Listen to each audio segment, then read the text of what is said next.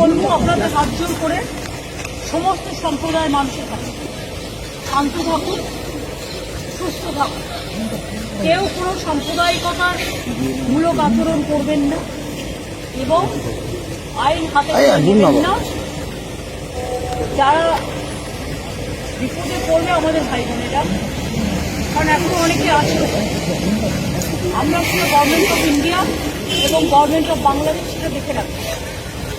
Government of India যেভাবে বলবে আমরা সেভাবেই করব। আর আমি সমস্ত পলিটিক্যাল পার্টি লিডারদের অনুরোধ করছি এবং বিশেষ করে সমস্ত জগতের সবাইকে, দয়া করে এমন কিছু পোস্ট করবেন না যাতে কোনো সাম্প্রদায়িক সম্প্রীতি এখানে নষ্ট হয়।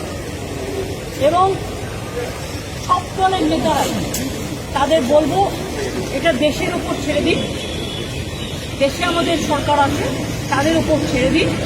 আপনারা নিজেরা এমন কোনো কমেন্ট করবেন না যাতে কোনো হিংসা বা পড়াশোনা সৃষ্টি হতে পারে। সকলেই আমাদের ভাই বোন এটা মনে রাখবেন, বাংলাদেশের যে ঘটনা সেই ঘটনাতে আমরা সবাই উদ্বিগ্ন, কিন্তু সেটা নিয়ে পোস্ট করতে গিয়ে এমন কিছু লিখবেন না বা বলবেন না যাতে বাংলার কোনো শান্তি নষ্ট হতে পারে বা ভারতের শান্তি নষ্ট হতে পারে। এটা আমি সবাইকে বলবো, ইনক্লুডিং দ্য বিজেপি লিডার, কারণ তারা অলরেডি কিছু পোস্ট করছে যে পোস্টগুলো করা উচিত না বলে আমি মনে করি। আমি আমাদের নেতাদেরও বলবো কেউ কোনো পোস্ট লাগবে।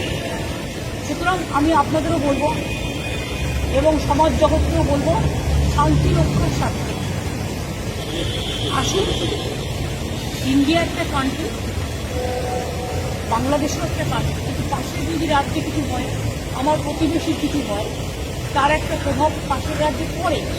সেক্ষেত্রে শান্ত থেকে আমাদের পরিস্থিতিটা দেখে রাখতে হবে। সব সন্তানরা যেন ভালো থাকে।